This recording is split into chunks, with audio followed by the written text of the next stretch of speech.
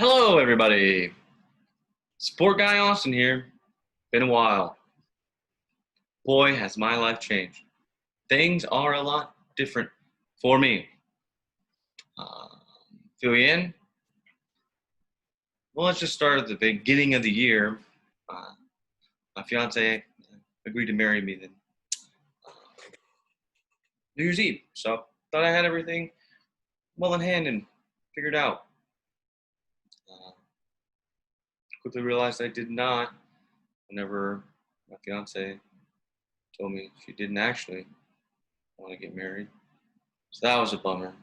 And then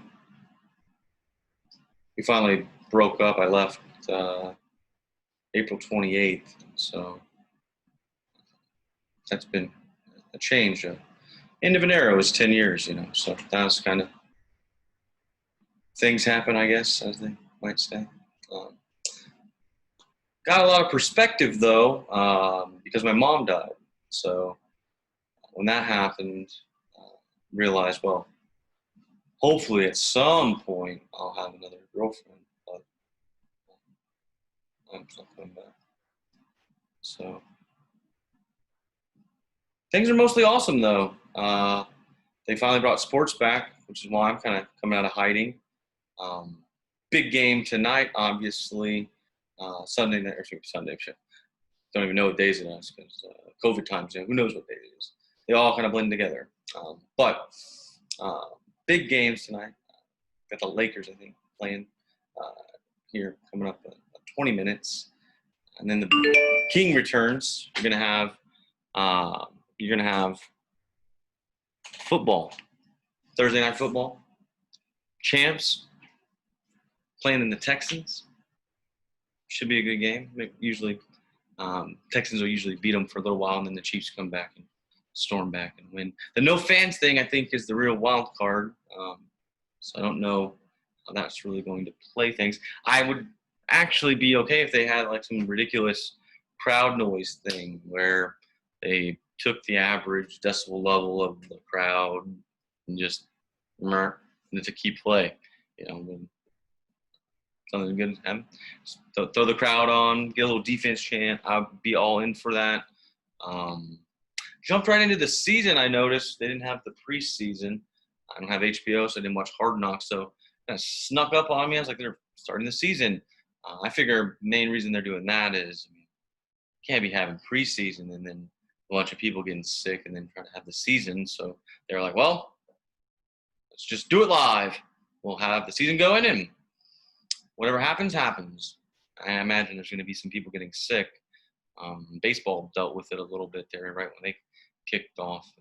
Their team size is just a lot less. So, with the amount of people that are required, I just can't imagine there not being some sickness. And so, what I'm going to do tonight, I'm going to basically try to do my dream job. I'm going to do a little play-by-play, start off with the basketball game, hop around. Once the football game starts, watch the football game, and just toggle back and forth based on, which one's more compelling. I think the basketball game should probably be pretty awesome just because it's a playoff game and bubble. And it is my team, my team. So Lakers, Lakers. Should be interesting. Got an awesome job working for a software company. My life is, mostly good. Pretty awesome. Doing really well. Need to figure out how to get some more activities going. I don't have much outside of work and then work and mostly work. I've been playing some cards here and there, but that costs money, and if you don't win, it costs a lot of money. So I don't really want to do that long term, but I do crave the social connection. So doing it, but I wear a mask, and mask is an improvement for me. They've always said I had a face for radio, so with the mask, it's usually pretty good. Improvement with the glasses on. I think probably won't have the video on once the game gets rolling. This was just kind of like the introduction to see how things would go. I'm looking at some of the things that have been going on. Let's see what else has been going on. Man, I've been kind of boozing a little bit too much, probably drinking a little bit too much. I shouldn't do as much. Got a few books to read. Some old standbys. I've got my Bible. Gotta have that for sure.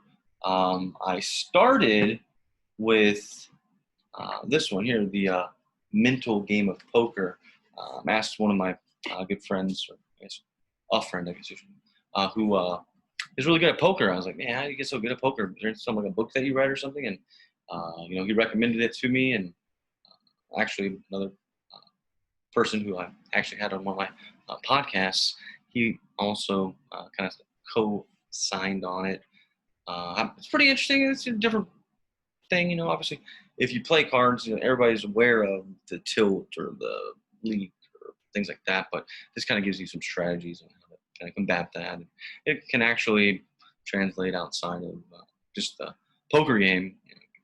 Can go into life as well. Let's see. Nothing else really on the social front to really report.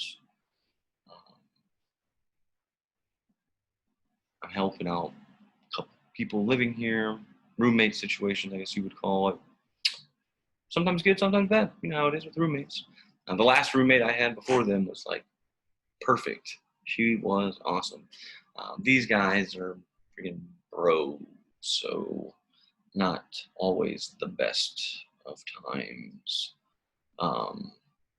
But not alone all the time. So that's something, right? And it's definitely not all bad. I have this master suite situation where I don't really ever have to leave except to get stuff out of the fridge. So if I get like a mini fridge situation here, then I'll be like spot on, I'll be like never have to leave. And then, well, I don't know. I guess you guys will have to like send me a text or check in on me, just to make sure every now and then if I don't ever have to leave the suite. Other books that are in the queue right now. I've had this one on the to-do list for quite some time, but I have not been able to really get in on it. Set aside some time, maybe just read. Yesterday I did some writing, actually. I got off work like at 5, and I just sat in silence and just kind of ruminated and tried to figure out what was going on. And some stuff did come to me, and I wrote it down. I don't know if it's any good or anything, nothing like that. And hopefully, I'll have some special guests in the future that come join me. It won't be just a one-man show. Because the one-man show is like one of the harder things, constantly fill time. It's amazing how much time. I mean, I know it's just a construct, but does anybody really want to just sit in silence? I guess we could, in fact, sit in silence and just kind of ruminate on the day and kind of breathe in, do the breathing exercises. Very important, the breathing. The other two that are in the queue, this one, I watched this guy on Poker Go, I think, in a high-stakes poker game. I never knew who the guy was. Bill Perkins. Follow him on Twitter. It's a pretty good follow. It's Twitter, but, he's obviously rich because he's playing in, like, these nosebleed stakes poker games. I mean, he's from the Houston area, so that was also another reason. And I also kind of liked his table persona, just his overall vibes just seemed to be in my wheelhouse. But this one is called Die with Zero. Getting all you can from your money and your life.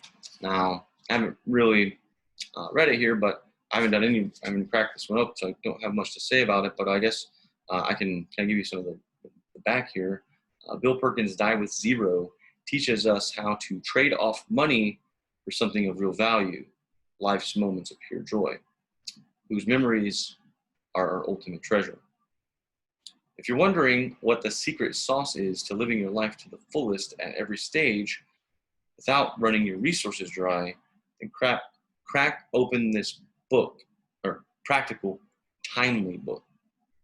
In Die with Zero, Perkins presents a life-altering argument that we really need to start focusing on living our richest lives now rather than waiting for our so-called golden years. I wholeheartedly agree.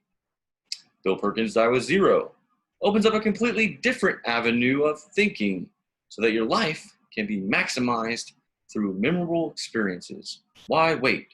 Being present is a priority. This book provides an amazing blueprint to living your life while using your resources correctly. Now, I see Die with Zero and I'm thinking, well, of course, I mean, when I die, I'm not going to have anything, you know. Have to probably figure out how they're going to pay for my funeral. I don't have anything. Zero, as they say. But that's just because I gambled it all away. Had a good time. But no, this looks like Rich Dad Poor Dad and Die with Zero. I'm not. I could definitely use some help with the financial side of things. So yesterday, or actually the last one here, this one was actually, I think Amazon got me with this one. It was like frequently purchased with. I think that's how it happened. So I don't remember exactly how this came across my desk, but it's the Four Agreements. The Four Agreements. And it's a practical guide to personal freedom. This one,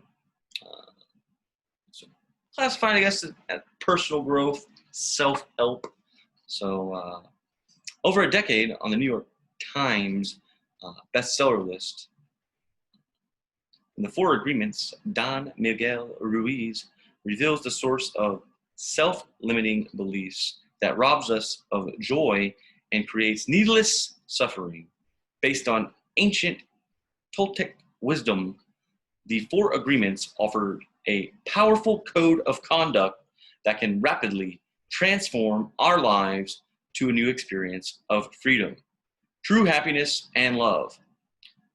Don Miguel Ruiz's book is a roadmap to enlightenment and freedom, an inspiring book with many great lessons.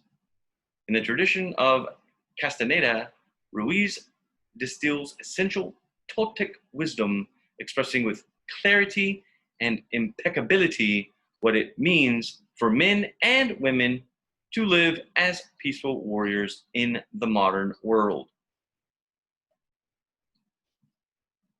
Better with money, more at peace with myself. These things seem like good ideas by me. Been having a lot of good ideas lately, I think. But